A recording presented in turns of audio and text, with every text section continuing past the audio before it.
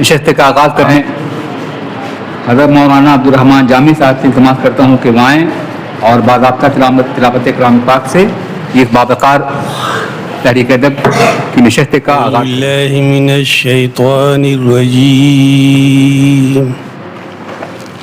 بسم اللہ الرحمن الرحیم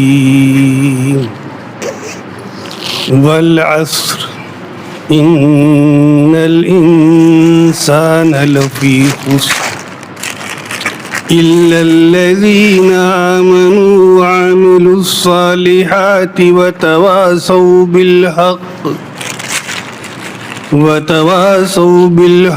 وتواصوا بالصبر صدق اللہ العظیم. حضرات گرامی، یہ قرآن کریم کی ایک مختصر ترین آیت ہے. اس کے بارے میں کچھ ائمہ اکرام کا یہ قول بھی ہے کہ اگر یہ صرف یہ آیت نازل ہوتی جس کو ڈاکٹر اسرار احمد صاحب نے بھی اشارتاً فرمایا تھا تو یہ آیت کافی تھی ہدایت کے لیے کافی تھی. اس قدر اہمیت ہے اس کی. سب سے پہلی بات یہ ہے کہ جس وقت یہ آیت نازل ہوئی اللہ تبارک و تعالیٰ نے والعصر کہا. وہ زمان بھی کہہ سکتا تھا اور کوئی کہہ سکتا اور کچھ باتیں آ سکتی تھی، لیکن والعصر کا خطاب کیا اللہ تبارک و تعالیٰ نے. والعصر کا ترجمہ ہوتا ہے تیزی سے گزرنے والا زمانہ. جس زمانے میں اس کا نزول ہوا اس سے پہلے کے زمانے کا آپ تصور کریں گے تو وہ زمانہ بہت تیزی سے گزرنے والا تھا، اور جس وقت یہ نازل ہوا اور آج کے زمانے کو تصور کریں گے تو پتہ چلے کہ واقعی میں بہت تیزی سے گزر رہا ہے زمانہ. اس سے آپ اندازہ لگا سکتے ہیں کہ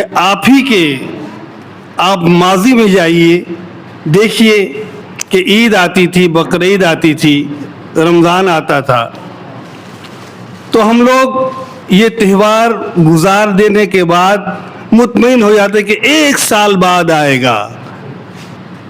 لیکن اب ایک سال ایک ہفتہ ہی گزرتا ہے. اتنا تیزی سے گزرنے والا زمانہ ہے. ان الانسان لفی خسر والعصر ان الانسان لفی خسر. بے شک انسان گھاٹے میں ہے، تمام انسان گھاٹے میں ہے. ٹوٹل کسی کی بھی نفی نہیں کی، سب گھاٹے میں ہے. الا الذین آمنوا، مگر وہ لوگ جو ایمان لائے.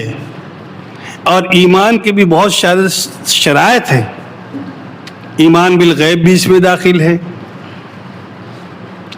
ایمانیات میں بہت سارے شعبے آتے ہیں.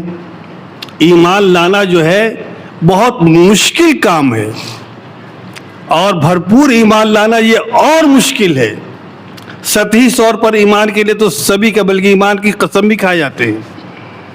الا الذین آمنوا، مگر وہ لوگ جو ایمان لائے، وعملوا الصالحات، اور جنہوں نے نیک عمل کیے، یعنی امر بالمعروف نہیں، نیک عمل کیے. آگے حصہ آتا ہے وتواصوا بالحق، اور حق کی تلقین کرنا، حق کی دعوت دینا، نہی المنکر اور امر بالمعروف کا حکم کرنا. یہ تمام چیزیں اس میں شامل ہیں. یہاں تک کہ اس میں دعوت کا بھی مفہوم شامل ہے. جو صلاحیت ہے، جو طاقت ہے، اس کے مطابق تم پہنچاؤ. بہت ساری چیزیں اس میں داخل ہیں، بلکہ ساری قرآن اس کی تشریح ہے. سارا قرآن اس کی تشریح ہے. وتواصوا بالصبر. ہاں، ایک بات اور ہے کہ اس راہ میں بڑی کٹھنائیاں آئیں گی، بہت مصیبتیں آئیں گی، بہت بادھا آئے گا، بہت سارے مرحلات سے آپ کو گزرنا پڑے گا. اس کو سنبھالنا پڑے گا اور ڈٹے رہنا پڑے گا. صبر سے مراد یہ نہیں ہے کہ ہم چپ چاپ بیٹھ گئے صبر کے لیے، یہ صبر نہیں. صبر کے معنی ڈٹے رہنا، ہٹنا نہیں اس موقف سے. اور یہ بہت مشکل کام ہے میرے محترم بزرگوں و دوستوں. اللہ تبارک و تعالی ہمیں اور آپ ہم سب کو جو ہے اس آیت کا مصداق بننے کی توفیق عنایت فرمائے. وآخر دعوانا ان الحمدللہ رب العالمین.